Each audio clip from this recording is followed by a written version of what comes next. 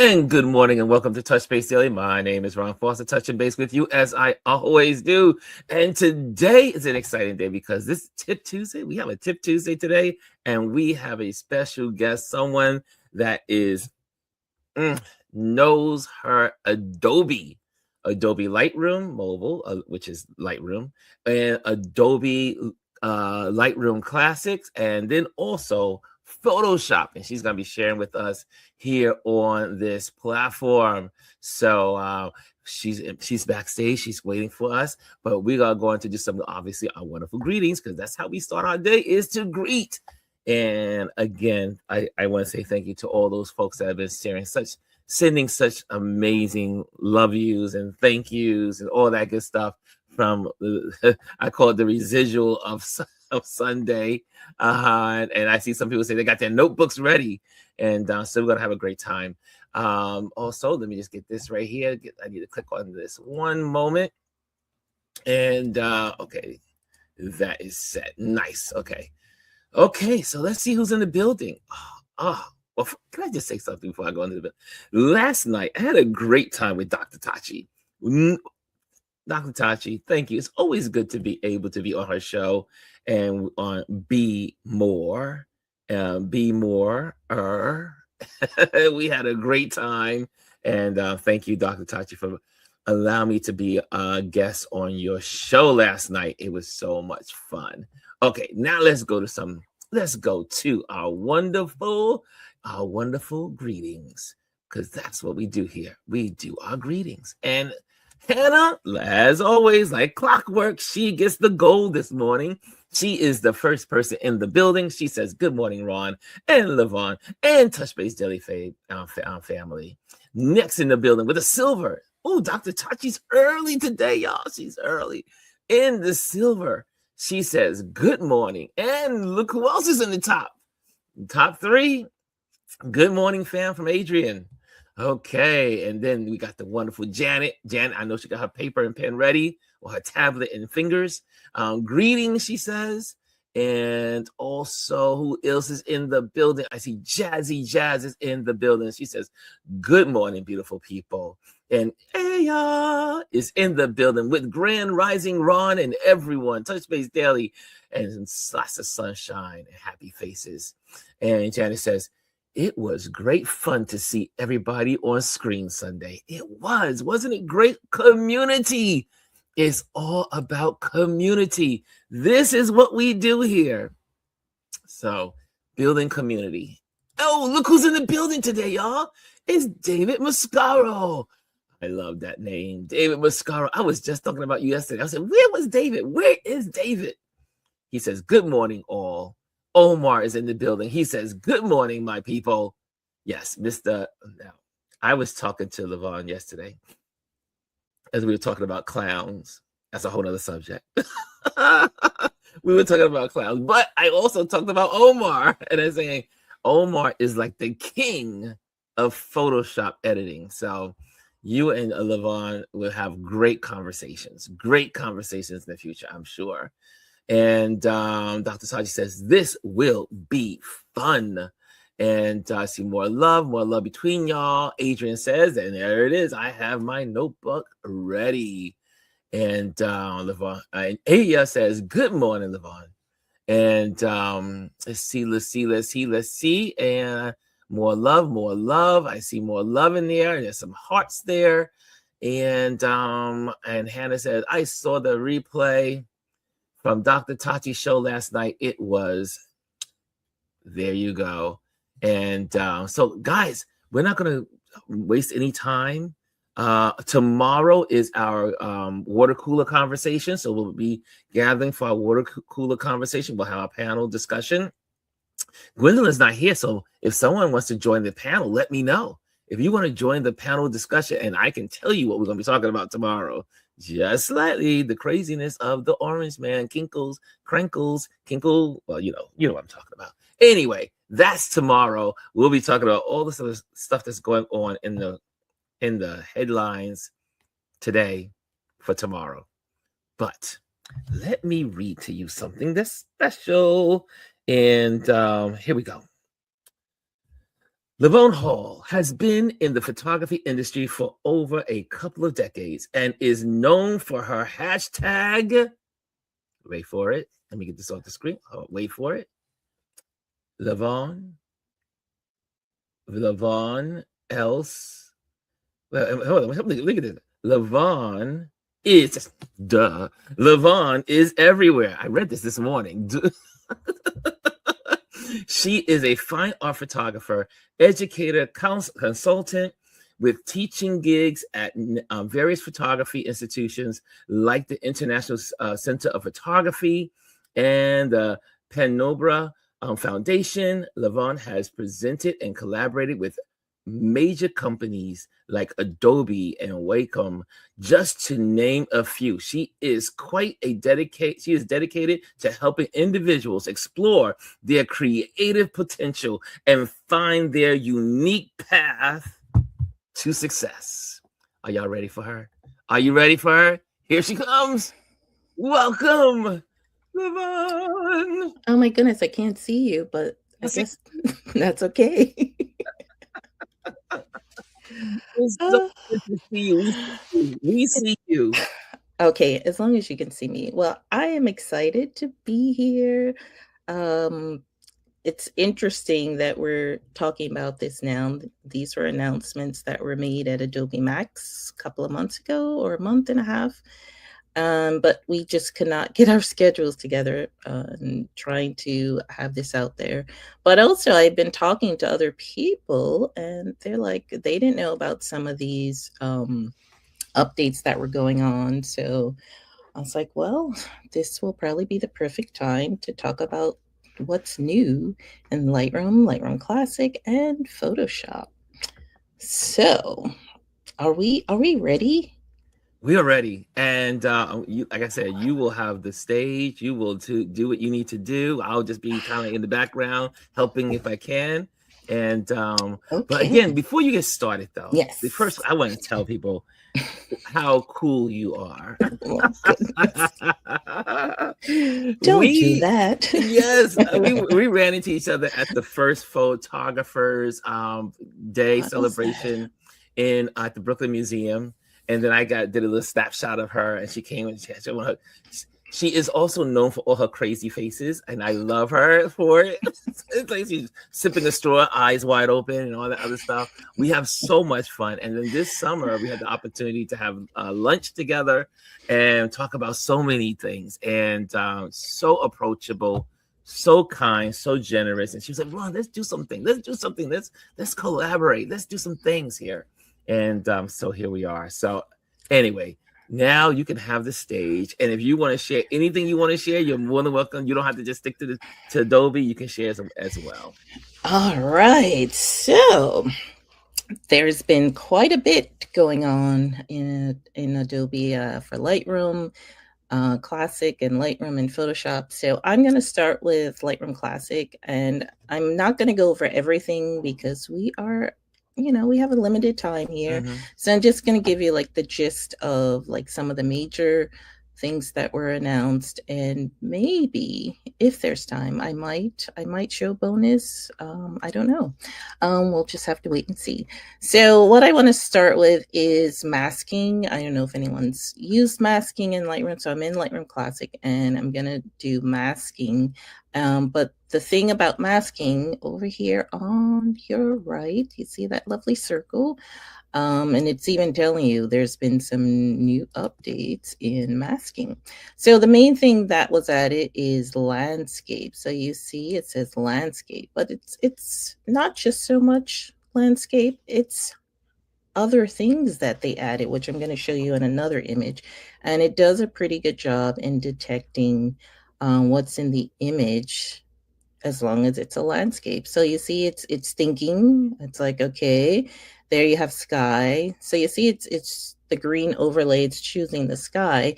It did pick up some of the water, but that's okay. But it's doing a good job with water and then natural ground. So you can decide which one do you want to select, or you can select them all, and you're going to get 3 individual masks. So if I say create mask, You see there are my lovely masks. So if I go to sky, and if I didn't want to include that water, I just say subtract. I'll do a brush, and I'm going to increase my brush and just paint over the water because that's not part of the sky. It looks like it is, but it's not. And then I'm just going to do just some drastic things so you can see that it's actually working. And I'm going to make the temperature cooler. And where's my other favorite thing to do here? And I'm going to bump up that clarity and dehaze. Okay, so there you see, there's the sky. If I do the before and after, how lovely is that? Then we go to the water. So now I'm going to do something unusual.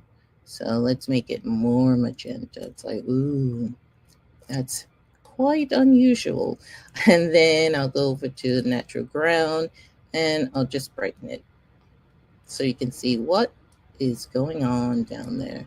So if I do the overall before and after, and that's just having the landscape mask, think of what's in there and figuring it all out. So I'm going to show you a couple of more, but I'm not going to actually do the adjustments. I just want you to see how it's actually seeing all these different elements. So if I go to this next image and I go to masking and I click on landscape, I just want to show you the different masks that it's going to appropriate. Come on. All right. So now you see I have mountains, and now there's architect, and now we have vegetation, and we have water. So you see all these different elements where you don't have to try and figure out how to mask these different areas when it comes to landscape. So the other cool thing is snow, and we just recently had snow. So even though I have tons of pictures of snow, I said I'm going to go out and capture some more snow. So I usually look for snowmen, and I find a bunch of them in Central Park. So this one and also this one, it's like someone actually left their stuff on this snowman. I thought was quite interesting. So anyway, if I look at this image and I go to landscape, it's going to decide, well, what's in here? And come on, let's see, vegetation. Look at that. It's picking the arm, which is a twig, the leaves in the hair. It's picking the snow, but it didn't pick the actual snowman, which I think is interesting. And then the artificial ground. So let me go this one. Definitely, let's do this one instead. It should definitely pick the snowman. So let's see. Oh, it didn't like its head. Oh, that's terrible. So again, I can go in and add to the selection. So it's not perfect, but you know, this was just introduced. If we look at another, let's do one more. Let's just do one more, just to see if it's gonna pick the actual snowman. Come on, you can do it. So landscape and dun, dun, dun, snow. So for some reason it doesn't like the face, but I mean, that's just a small portion of the face. But if I wanted to do something with that, maybe I want the face that way. So let's get rid of some of that blue and let's make it brighter. And that's it. So you see, it's very, very simple. Picking snow now. It was a feature request. So let's move on. So that was masking. Landscape was one of the major ones with landscape masking and snow. So now let's go to our next thing, which is distraction removal.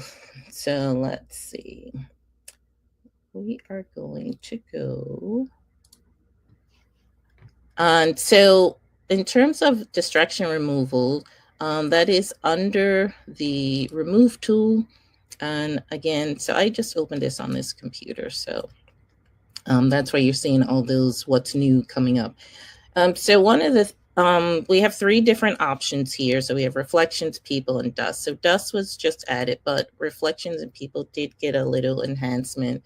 So it's very simple. With reflection, you just click on apply and watch that lovely reflection of delta in the background disappear. So depending on, what's going on, your system and everything, sometimes it could take a long time or it could be pretty quick. There has been some enhancement to the productivity of the app where things do move much quicker.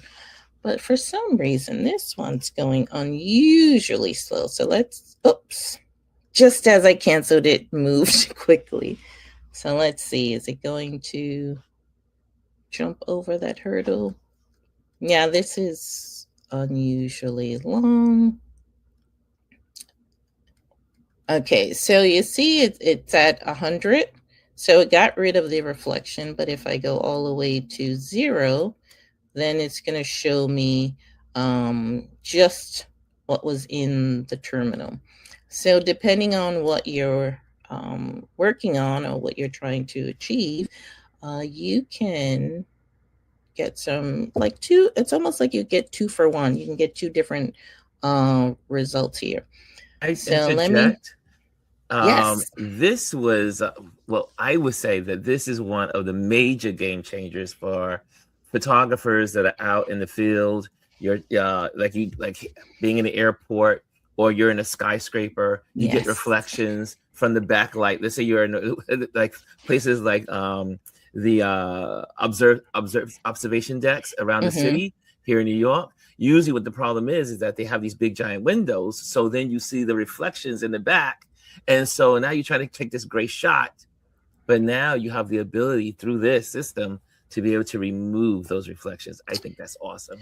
Well, with this image, I'm giving you a 3 for 1 as opposed to a 2 for 1.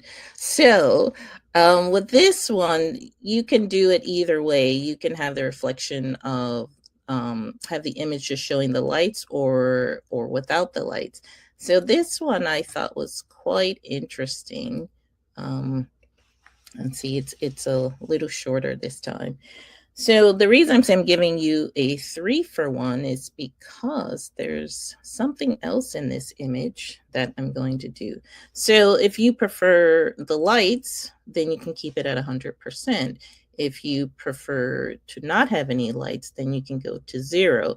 And then, of course, if you want somewhere in between, you can just drag the slider until you like what you like.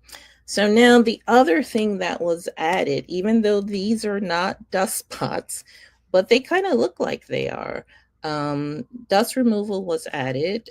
So when I click on that, so think of sensor dust, if you're scanning film. Now, if you click on apply, it's going to try and locate the sensor dust. So even though these are not sensor dust, they're just spots from the window. But I was like, why not try it and see if it thinks these spots are actual sensor dust? And so this would be your 3 for 1. And let's see, is it going to do it? I think it's going to do a good job. But then you never know, right? Okay. And here we go. So you see all those circles? It's basically showing you these are all the spots that they found. So look at that. I got rid of reflections.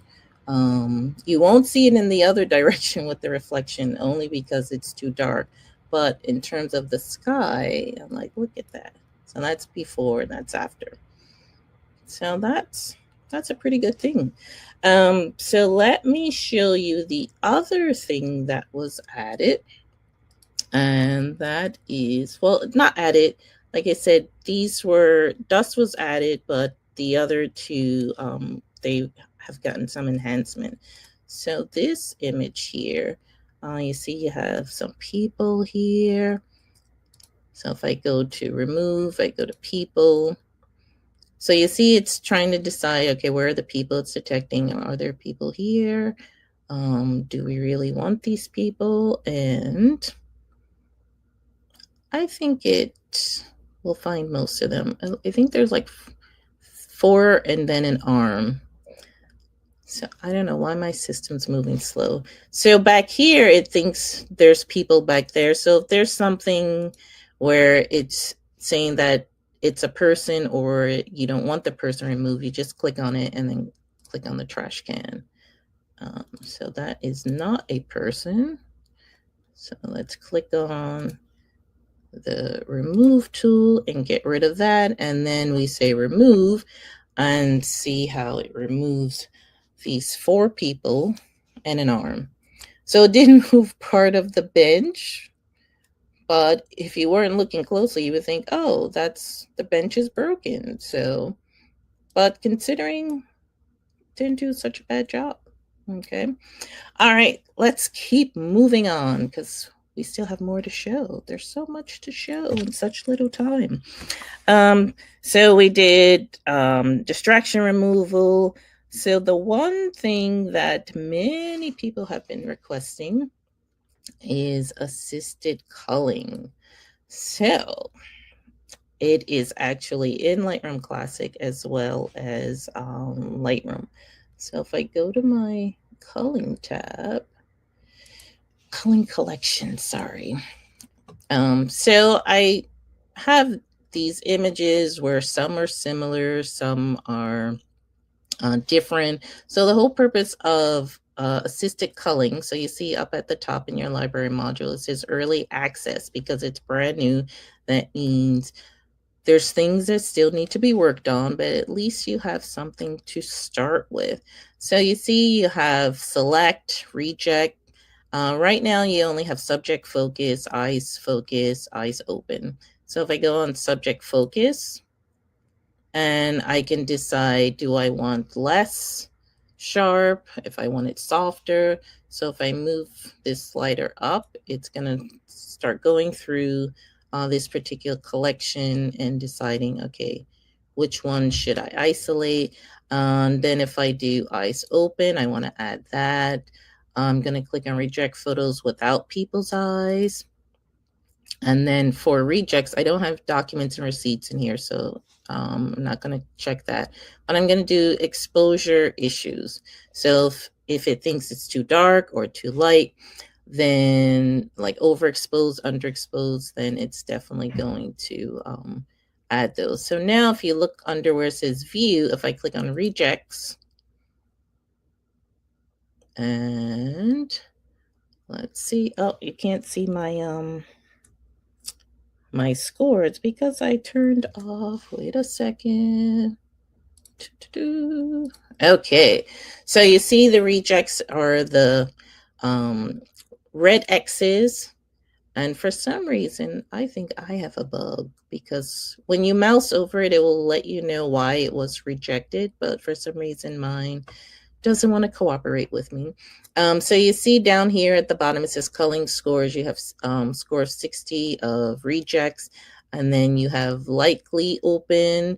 You have a green check mark. If you only want to see the selects, then you can click on that. So anything that has a green mark means it's select. If I want to say more sharp, some of these should disappear. So you see how more disappeared because there were definitely images in there that were unsharp. So depending on how you want to narrow your images, like whatever shoot you're working on, it's like, no, I need to bring these down. I don't need to work on all of these. And imagine going through thousands of images from a production that you worked on, and then it's like, oh, it's so tedious. But now assisted culling is So actually Lavonne, helping. Yes. this is really, I always say, I mean, this is really great for we photographers that do portrait photography or Yes. like headshots for corporations, like I do, and a couple of folks, and I'm sure that's viewing this. Mm-hmm. This is great because anything that's not right, or let's say there's a slight blur or something's not right with the photo, you can immediately get rid of those photos, and then, like you just said, narrow it down to just the best. And so I love this function. Oh yes, but there's more to this, Ooh, which do is share. it's gonna make your life even easier. But also if you find there are images in here, like maybe you were trying to be creative, for example, and you're like, oh no, I don't want that to be a reject. I actually did that on purpose. You can actually put that as part of. All right, so it's not letting me for some reason. That's what I said. I think there's a bug in here. So you can actually say, no, this one should be part of the selects as opposed to the rejects. But the thing that's different is, okay, I'm going to move this subject focus down just a little. And then what was added? Well, an additional thing was added, I should say. So stacking, you always had stacking in Lightroom, but it was mainly for stacking by dates. This one now gives you, so I'm sorry, dates, capture time. This one gives you stack by visual similarity. So imagine you're, you like took 5 shots. Poses are very similar. So instead of having to see all 5, you can actually stack those 5 so you have less to view. So for example, if I say, give me more similar, so you see, if you look at each one, there's like a stacking number in the corner. If I say, show me less similar, so you see how my stacks, it's like it's getting less and less. Like this is showing me, it looks like 55. This has 2 that are similar, 2 that are similar. So this is also something that would be useful, where now when you have things that are stacked, you can actually look at just those. So these are my rejects. Let's go to the selects and then go back to auto stack. And let's say less similar, let's say stack. So now we have, this one looks like 13 and that has 3. So you see what it's doing here? It's like, okay, now you're narrowing it down even further by stacking them together. And the last thing I will show you in assisted culling is you also have batch actions. So batch actions, basically, when you're done stacking, you can actually apply like your flags and your color labels, either in the selected or the rejected. Okay. Yes, that was a big one. And culling is also in Lightroom. Okay, so I am done showing you what's in Lightroom Classic, but I will mention there were a few other updates in Lightroom Classic. So you can zoom while cropping. There's point color variants, which I should show you. Maybe I'll do that quickly. So let's do this one.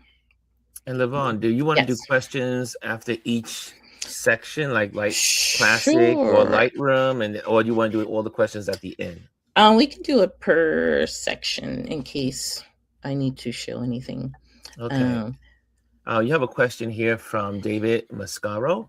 He says, I have a 2012 desktop that I used to use for Lightroom.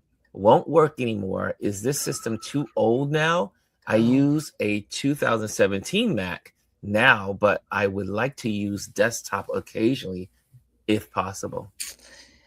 That sounds too old. So these apps are requiring more resources. So even like my operating system, I think I might be 2 versions behind. It's even saying it would work better if your operating system was updated. So yes, you should definitely update if you want maximum compatibility. And especially as you saw how things were moving slow, you don't want that kind of performance, because that's also messing with your workflow. It's like it's slowing you down. Nice. Thank you. You are welcome. Okay, so quickly, I'm going to show you this last thing in Lightroom Classic, and that's under point color. And oh, come on, if I click on point color and I click in my skin, so it can work with pretty much anything. It can work with skin tones or colors. And the thing that was added is this variant. So basically, it's just blending in tones in a particular range, and you can decide if you want less or you want more of a shift in that color. So if I move the variance all the way to -100, so you see how my skin tone looks more, I feel like more on the orange side. And then if I go the other direction, now it's going more to the red side. So you can play around with this just for it. You just want to blend it slightly. You don't want to go overboard with taking away the color or adding. You can just play around with variants. Okay.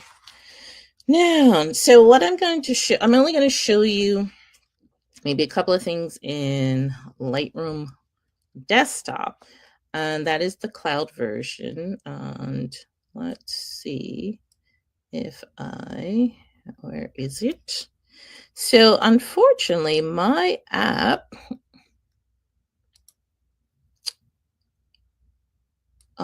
basically crashed on me. So I have to troubleshoot my desktop app. But luckily, we have a Lightroom web. So a lot of things that you do in Lightroom desktop, you can also do on Lightroom web. So you just type in lightroom.adobe.com.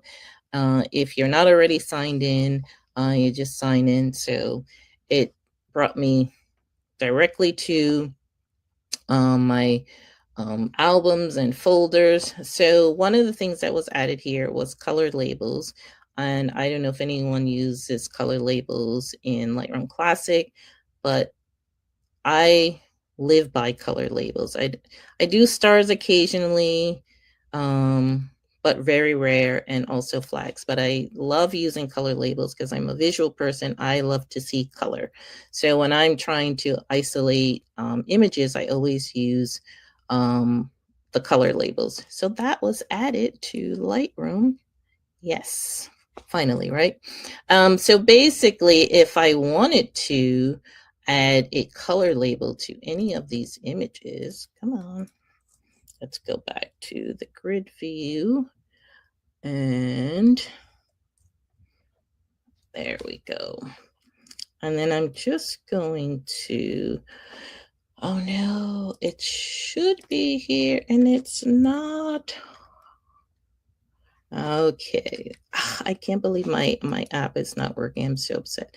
So it is not updated here yet. See, I had this all planned with the desktop model. And now I can't show you. But when you're in the desktop, Lightroom desktop, you'll be able to add color labels. You can use the same keyboard shortcuts, and it will add the color label, and you can filter by those color labels. So that was one thing. It also has the culling feature. So it has assisted culling, and it also has in terms of the distraction removal, so reflection, people, and dust removal.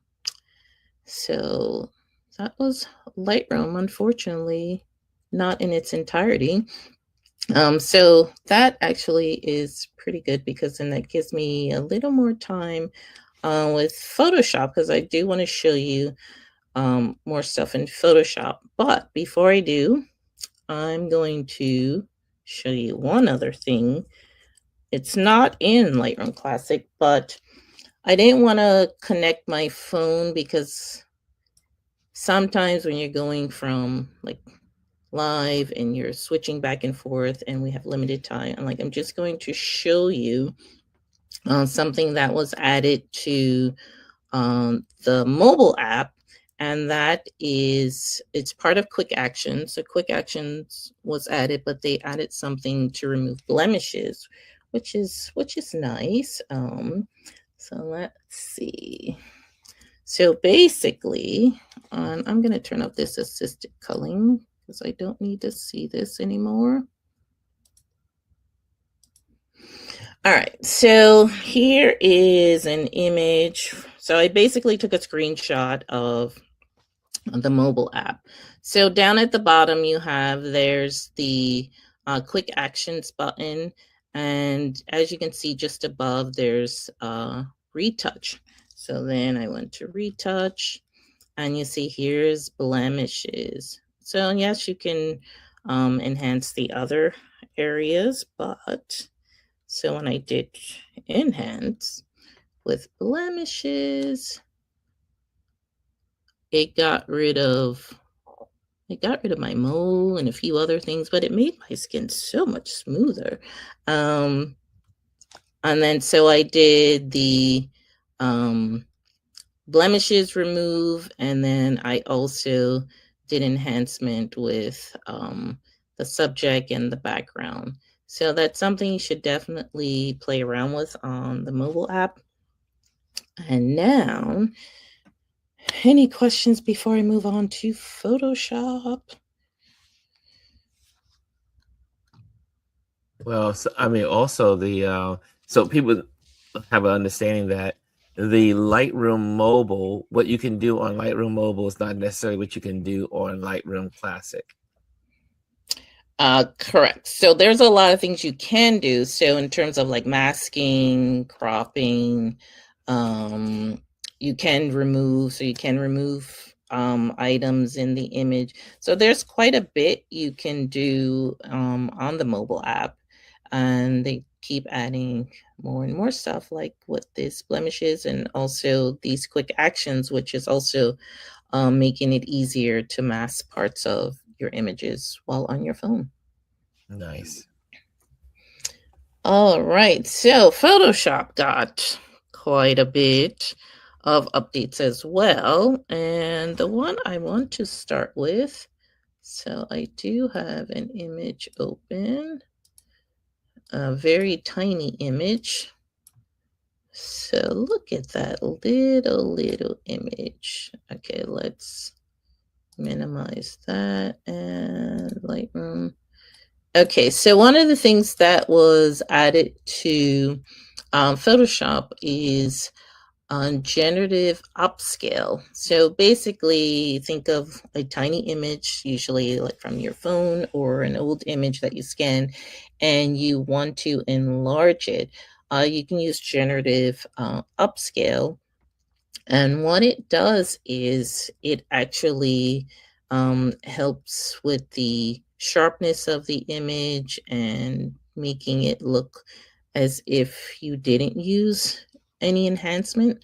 So if I go over to image and I go to generative upscale, it has different models that you can use. So third parties were introduced. So Firefly, that's part of Adobe. But now if you click on that drop-down menu, you have partner models. So you have Topaz Gigapixel and Topaz Bloom. So think of gigapixels to enlarge the image, but it is preserving like the quality, the identity of if there's people in the image. And then think of Topaz Bloom more on the creative side, where it's going to add more creative upscale.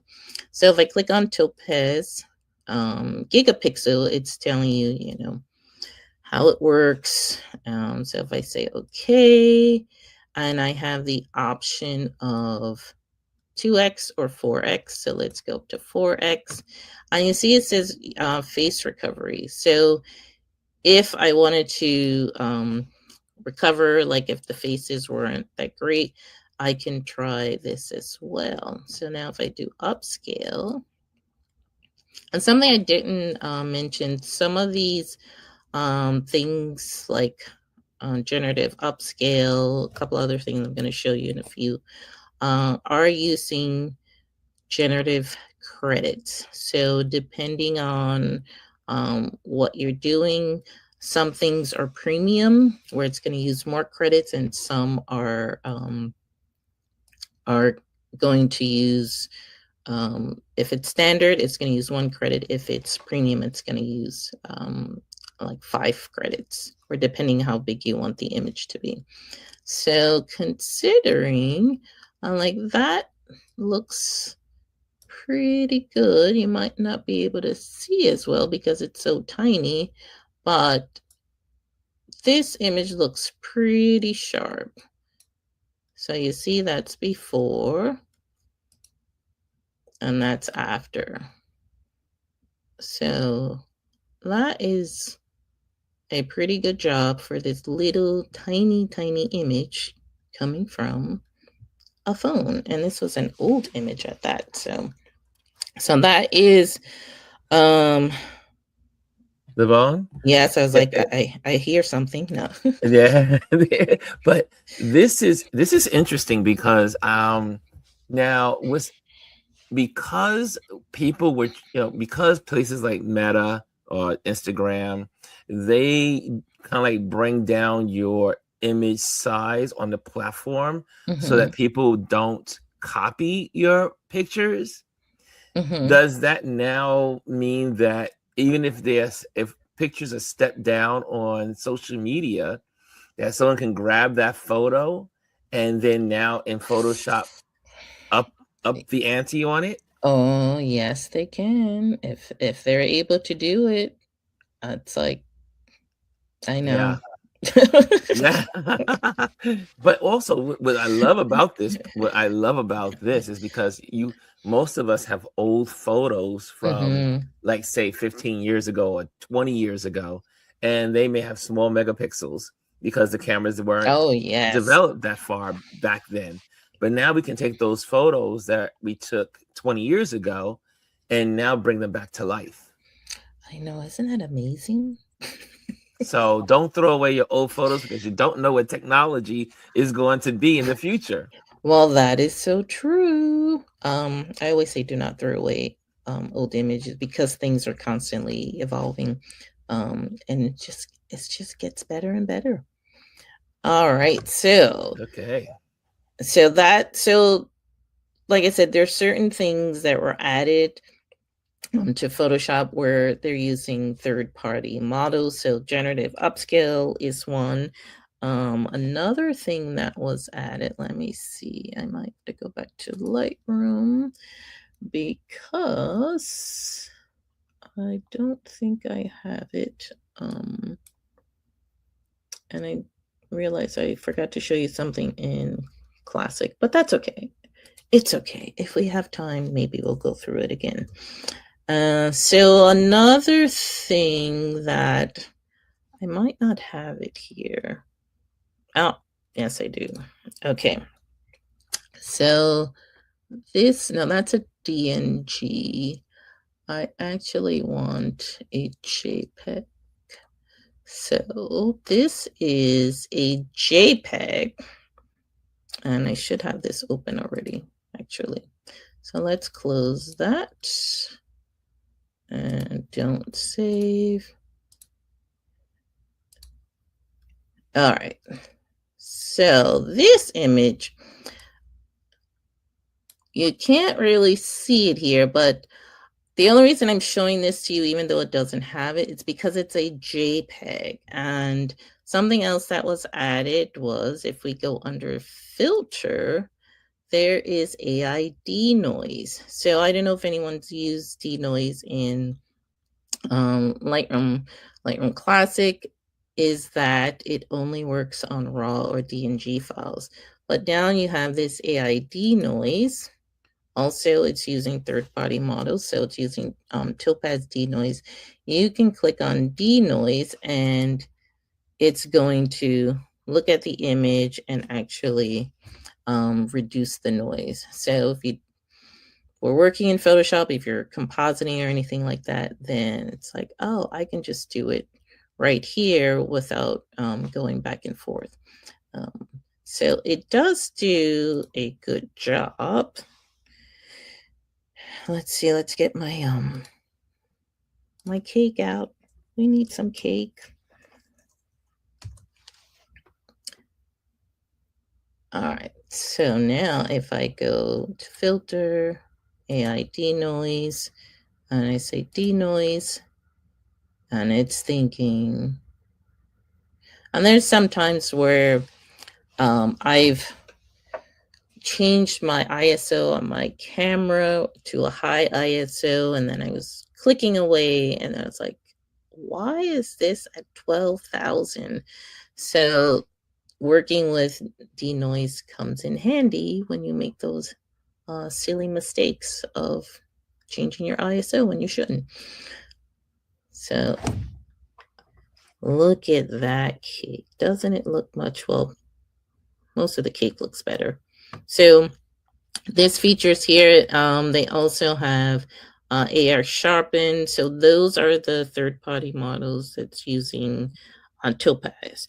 All right, let's move on to, okay, we're almost there. We're getting there. The other thing that was added, generative fill. So I'm sure many of you have heard of generative fill, where you're basically putting in a prompt and telling Photoshop to add something to your image. So I'm actually going to open this one and this one as well.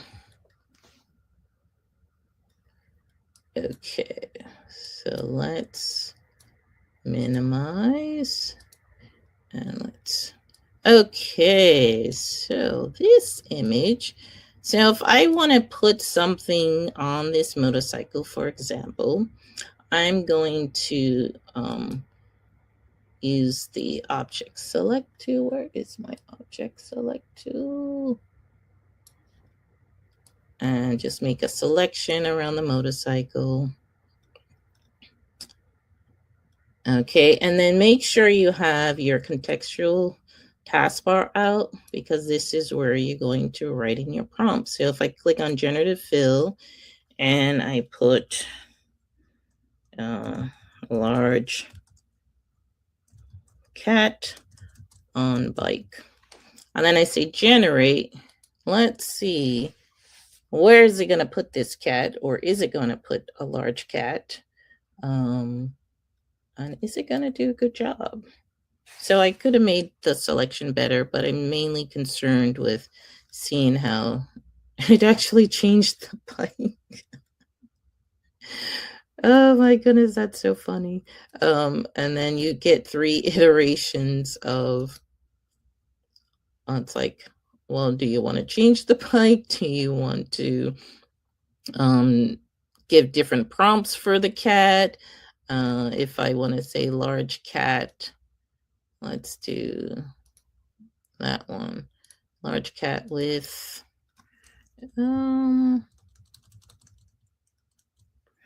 hat, and see, and then hit generate, and dun dun dun. Now what kind of hat is this cat going to? Oh, it's like Cat in the Hat. Didn't even realize that. Oh my goodness, that is so weird. Well, that one has, so that one's a little better. So you get these weird iterations. So depending on like how you put your prompts in, how specific you are, you can add these different elements. Now, the weird thing is, so if you see here, I used Firefly. So that, remember, that's Adobe. Now, if I go back to my object selection and I click on generative fill, so I'm going to do the same thing, large cat on bike, but this time I'm going to change the model. So I'm going to click on Firefly. So here are my different partner models again. So I'm going to click on Gemini. Let's try 2.5 with Nano Banana. So that was introduced, and it actually does a much better job than Firefly. So if I click on generate, Let's see, where does it put the cat? Does it give me another bike? Does it look unrealistic? What I found out, I'd say 99%. So look at that. We have this large cat, and you don't get variations because you're using the partner models. But that is much better than what I got previous, because it gave me different bikes when I didn't ask for a different bike. Okay, so that's Gemini. Now the other one, let's minimize this one. There's another partner model. So if I select, I'm not going to use the object select, I'm just going to use the marquee tool and go over. It says Happy New Year. I click on generative fill, and I'm going to say, I'm putting hippie on purpose. I'm going to say hippie birthday. And I'm going to go to the partner model, and I'm going to use Flux Connotext Pro because that works better for text. And then I'm going to say generate, and let's see if it does what it's supposed to do. Dun, dun, dun. And I think it will almost, we were so close. But at least it did keep the script. It put the name there. So you can play around with this, have a lot of fun generating with the different partner models depending on what you're trying to generate. Okay, so I have one more thing to show you. That was actually two more things. We'll make this quick. So the other thing that was added was dun dun dun is people removal, but it's doing people removal was always there, but it's doing a better job in it's also selecting the shadows of the person. So let's do this one.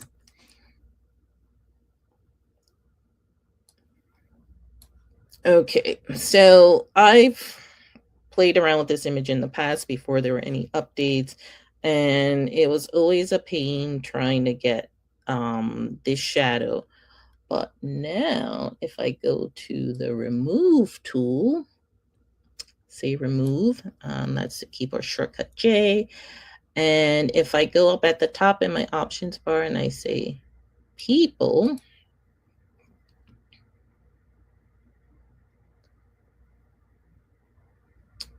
and again, it's thinking, it's been thinking too long. So come on. Maybe if I pretend I'm going to cancel it, then it will speed up. Yeah, this is unusually slow. Okay. Today. All right, I'm going to cancel. Oh no, I think my app has crashed. No.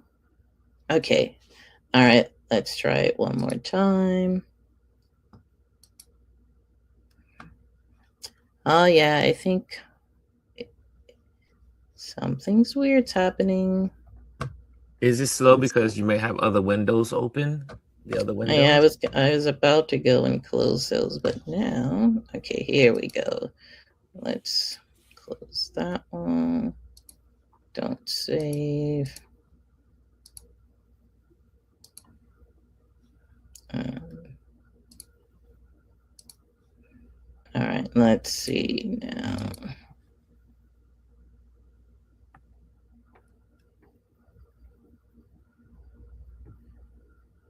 And now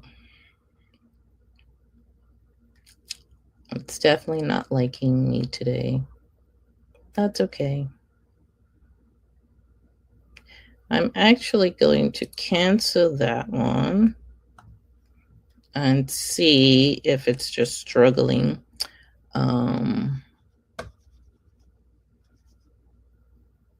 Yeah, so even like my cursor is like moving slow, like everything seems to be moving slow. See, I didn't do that, and it's going crazy today.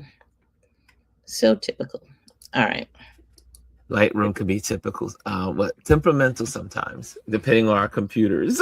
I was like, maybe I will actually, maybe what I should do is quit out of Photoshop. Yeah, even, oh my goodness, it's like, come on already. I'm going to quit out of Photoshop. Don't save. Mm-hmm. Okay. And then I'm going to go to this one and see if it's just struggling with the shadow. I mean, yeah. maybe it's still trying to figure out the shadow Yeah. on the other photo. Let's see. And see if I do like it. Yeah, I see sister requirements. Yes, yes, yes. I know. Okay. So now let's see if we can do this one. This one seems to be moving quicker. Mm-hmm. Or is that my imagination? No, it's moving fast. It's moving faster. It is. I don't know about that. Imagination. Oh, come on, Mike. Okay. Yeah, things are moving slow.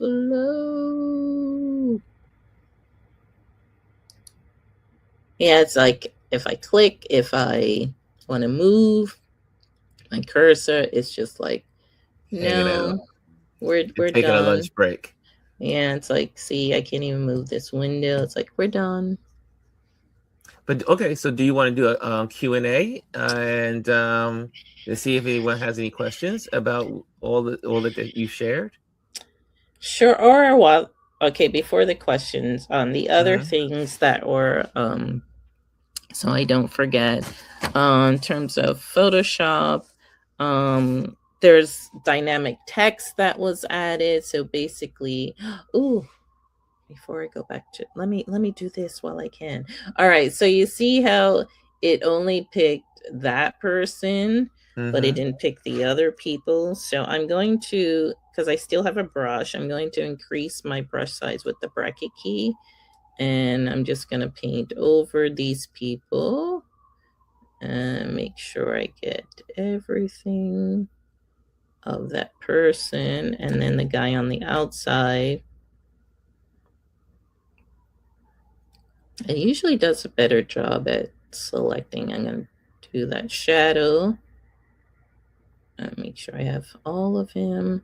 It's interesting. A lot of folks forget to take out, I should say some people, not a lot, but some people do forget to take out the shadow. If they're going to take out the people, they need to also take out the shadow. Yeah, but you saw how it selected this guy's shadow. So Yeah, that's what was added. Like it improved in terms of not just selecting the person, but seeing, oh, there's a shadow with that person. Maybe I need to select that as well. So look at that. So shadows are gone. So now you can put yourself in that frame. So that was much faster. I don't know. Should we try that? Let's try just in case. Let's move this contextual taskbar and click on find distractions, people.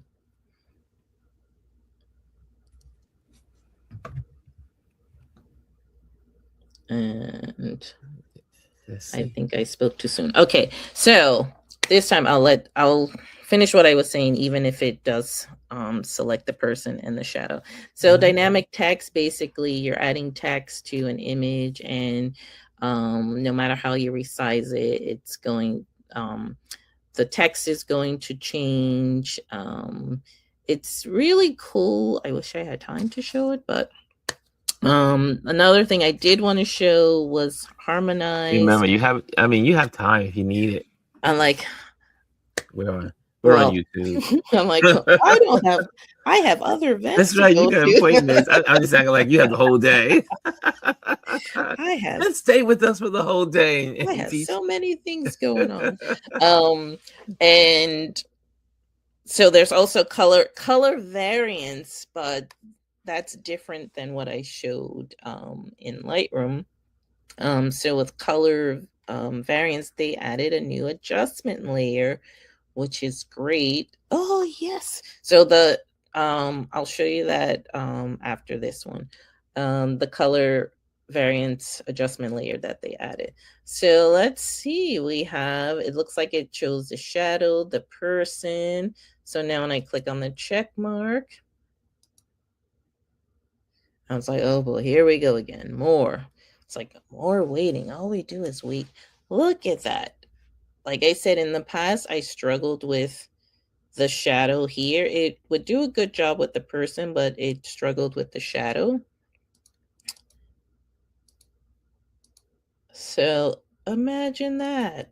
Can you believe it? So that is amazing what it can do now. And then in terms of the new adjustment layer, we have color and vibrance. So you have now a temperature and tint slider inside Photoshop as an adjustment layer. Yes, you have it in Camera Raw, but if you're working again on composites or certain images and you're not going through Camera Raw, especially for the format, then you can play around with your temperature here. Look at that. And then you also have vibrance. So this is extremely cool that this was added.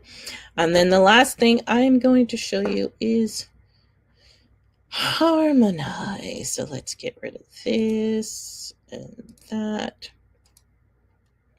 So harmonize is something that's cool for people that do any type of compositing.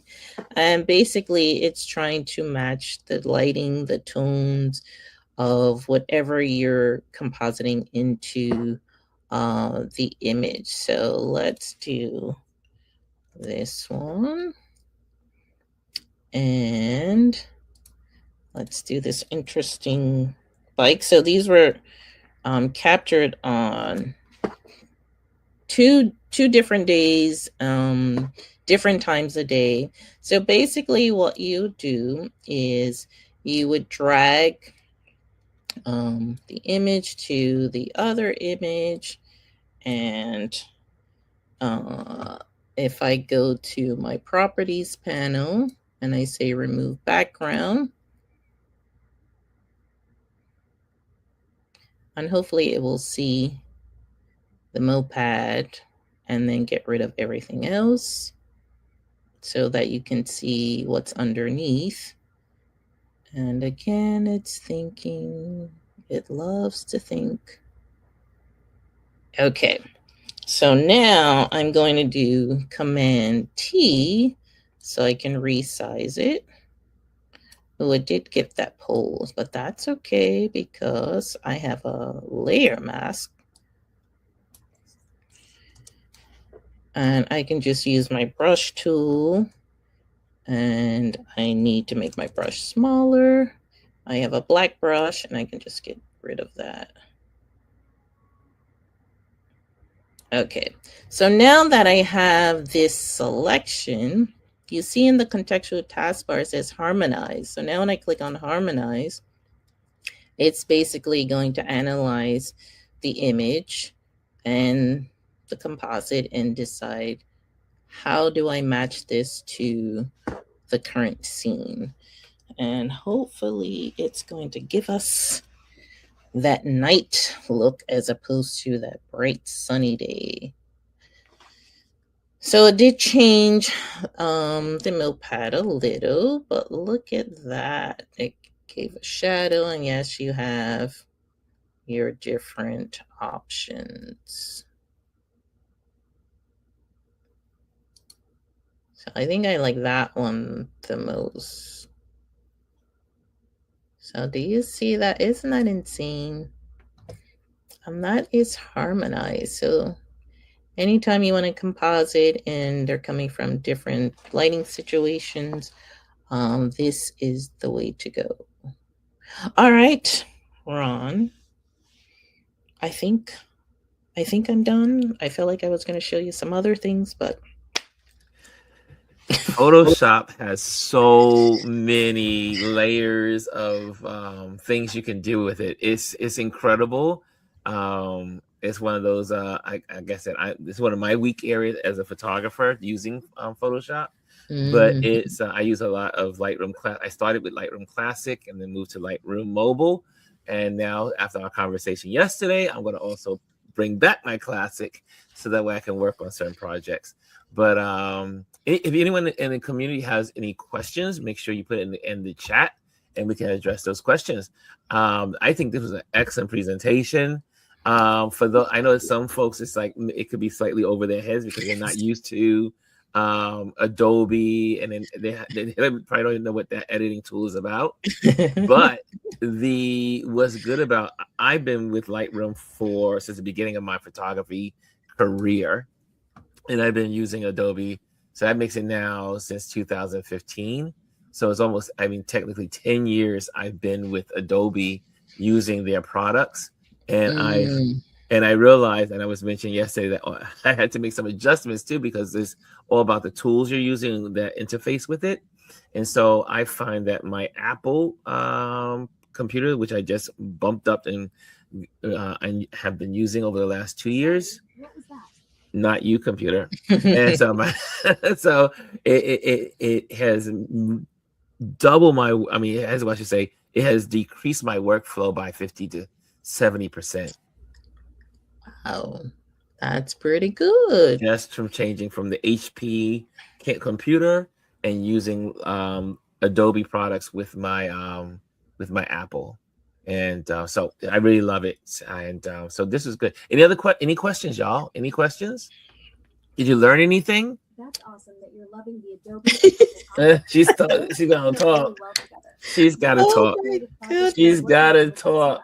That is so funny. Oh my goodness. No, computer. No. Because she'll talk. Her name is Computer.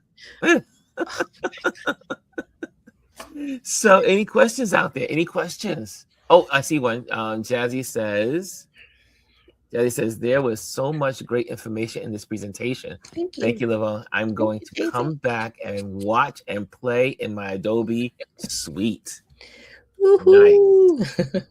Yes. Jazzy. And I see here, Cass says, good day. This was great. This was a great opportunity to learn and view this. Definitely will put on repeat for replay. Look at that.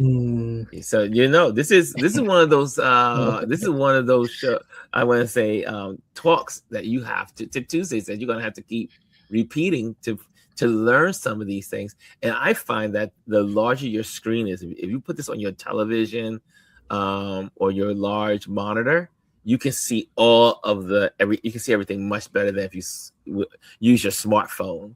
So yes, look at it. You can go to replay on YouTube and put it on the big screen. Put your computer nearby and start working and playing with these new functions. That's a good idea.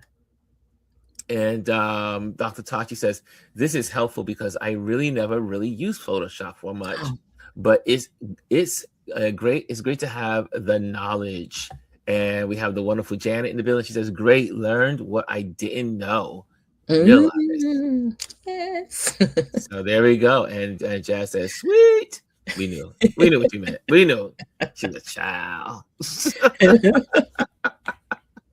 So let me pop this on the screen.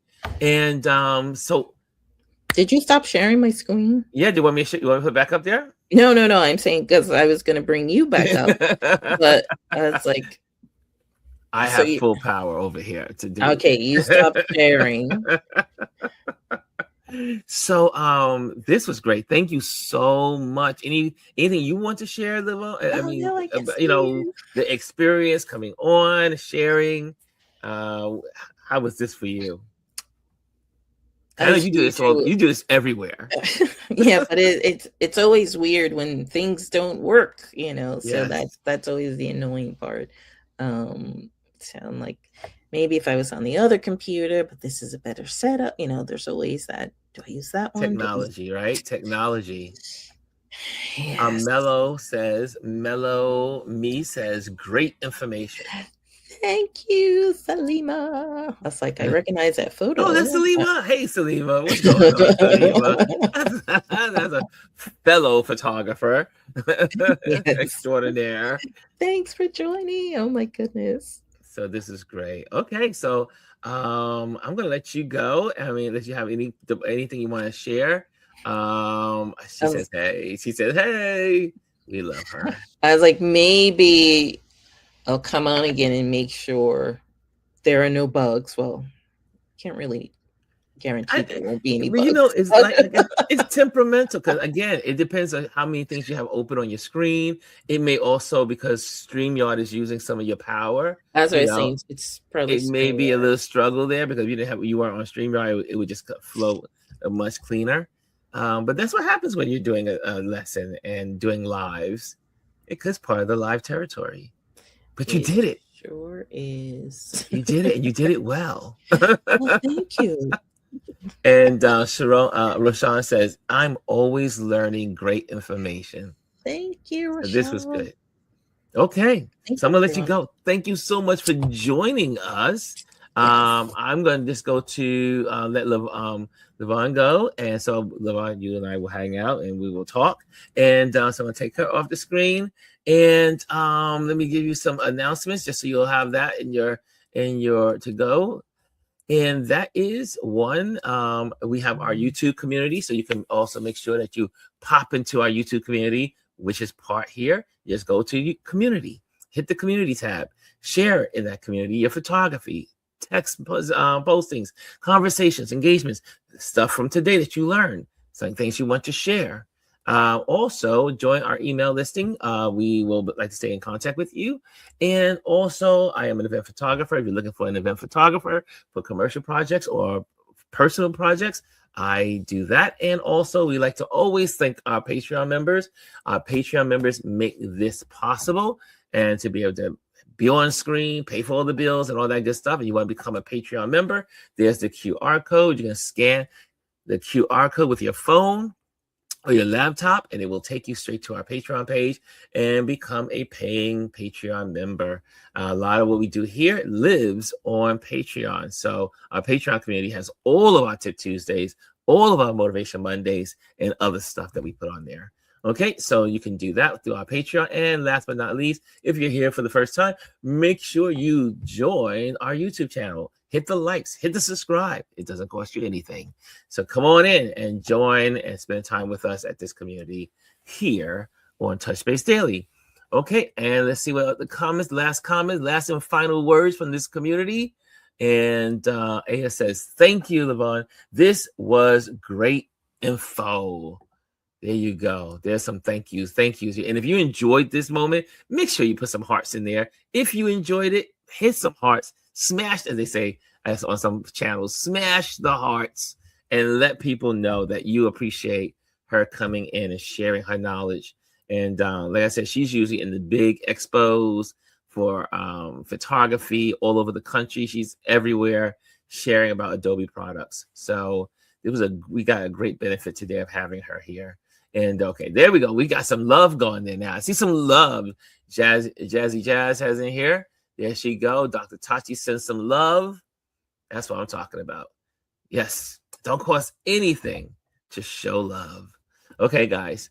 Again, thank you so much for joining us. And I will see you tomorrow. Oh, there's one more. I gotta put one on the screen. There's one more love. There's from Janet. Sending some hearts. Send some kisses. I love it. I love it. Oh, there's Class. Miss Classic has got some love out there. She's sharing some too. Going once, going twice. She said, thanks, Ron. Going once, going twice. See ya tomorrow. Hello, and thank you for joining us today. Make sure you hit the like, the subscribe, and leave a comment on this video. I would love to hear from you. Thank you again. Until I see you next time.